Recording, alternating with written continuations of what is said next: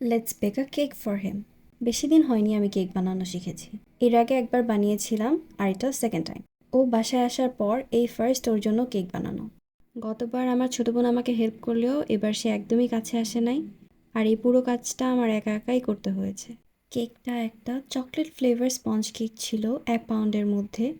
Decoration আমি একদম কাঁচা, যতটুকু পেরেছি করেছি।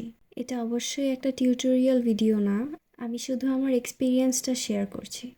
আগে ভাবতাম মানুষ কিভাবে এত সুন্দর ডেকোরেশন করে, কেক এত সুন্দরভাবে কিভাবে বেক করে। ফাইনালি যখন আমি নিজে করলাম, তখন আমার কাছে অনেক প্রাউড ফিল হলো। আর রিভিউর কথায় আসি, ওর কাছে কেকটা অনেক ভালো লেগেছে। ওর কাছে অলওয়েজই বলে যে সফট কেক পছন্দ, আর এই কেকটা নাকি অনেক সফট ছিল। আমাকে অনেক মোটিভেটও করে আর বলে যে ওর অনেক প্রাউড ফিল হচ্ছে যে আমি এত তাড়াতাড়ি জিনিসটা শিখে গেছি। আর ও কেকটা খেয়ে অনেক হ্যাপি হয়েছে।